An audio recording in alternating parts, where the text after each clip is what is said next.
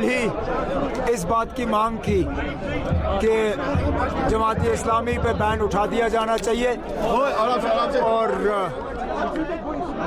आने वाले जो असेंबली इंतखाबात हैं उनमें जमात-ए-इस्लामी उतरे और बढ़ चढ़ के हिस्सा ले।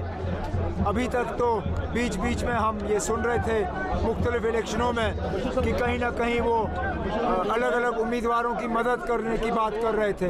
अब उनका अपना उम्मीदवार होगा, बढ़ चढ़ के हिस्सा लें।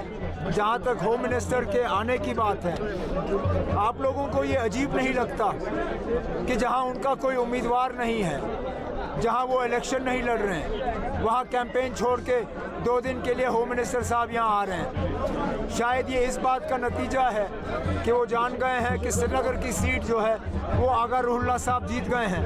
अब वो किसी न किसी जो है इस कोशिश में लगे रहेंगे कि कहीं नेशनल कॉन्फ्रेंस को वो किस तरह नुकसान पहुँचा पाएंगे।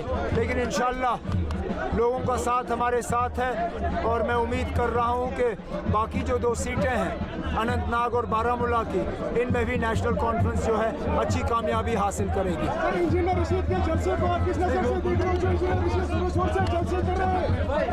देखिए आप, जलसा करने का तो हर किसी को हक है, बड़ी अच्छी बात है, करें जलसा। उनकी लहर आपकी पार्टी के ऊपर असर तो नहीं डालेगा? नतीजे निकलने दे दीजिए, उसके बाद बात करेंगे। मुझे तो जहाँ तक लगता है फिलहाल जो हमारी असेसमेंट है कि मुझ पे असर करने से पहले मेरे खिलाफ जो जीतने का दावा कर रहे थे असर उन पे हो रहा है। इसलिए कल से आपने एक बयान में तब्दीली सुनी है।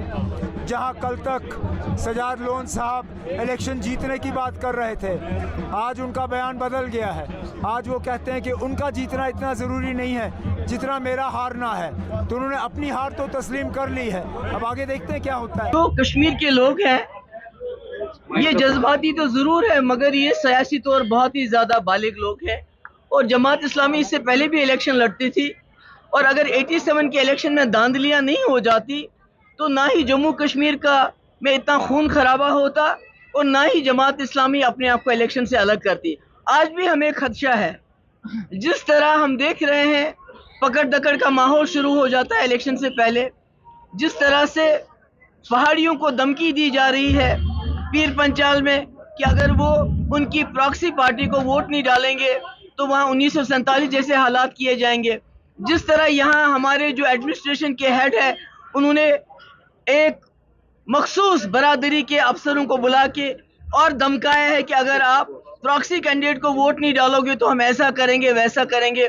तो मुझे लगता है कहीं 87 दोबारा रिपीट ना हो, क्योंकि अगर आप कहते हैं जमात इस्लामी इलेक्शन के लिए तैयार है, दूसरी तरफ से आप वही हरबे इस्तेमाल करना चाहते हो जो 87 में हुआ, तो इससे मुझे लगता है न सिर्फ जम्मू कश्मीर का बल्कि मुल्क का बड़ा नुकसान होगा। क्योंकि इसको जवान अपने गुस्से का इजहार करने के लिए बाहर आ रहा है, वोट डालना चाहता है।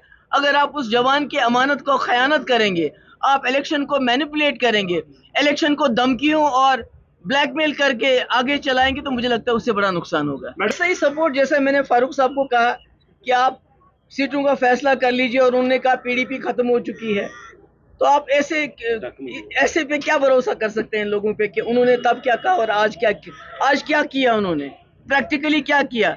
जो पीएचडी हमने 5 साल से संभाल के रखी थी, क्योंकि जम्मू कश्मीर के लोग चाहते थे कि हम इकट्ठे चलें, इकट्ठे जो हमारे ऊपर हमला हो रहा है उसका मुकाबला करें। उन्होंने तो 2 मिनट में उसको तोड़ दिया, कहा पीडीपी खत्म हो चुकी है। तो अब 2014 की बातें करने से क्या फायदा होगा। मैं हूँ कि जितने मुसलमानों से वो घबराते हैं, जितना मुसलमानों से वो लोगों को डराते हैं कि आपका मंगलसूत्र ले जाएंगे, आपकी भैंस ले जाएंगे। अभी तो 22 करोड़ मुसलमान है ना पूरे मुल्क में, तो अब अगर वो जो दूसरे कश्मीर के वहां से भी मुसलमान लाएंगे तो उनको कहाँ रखेंगे।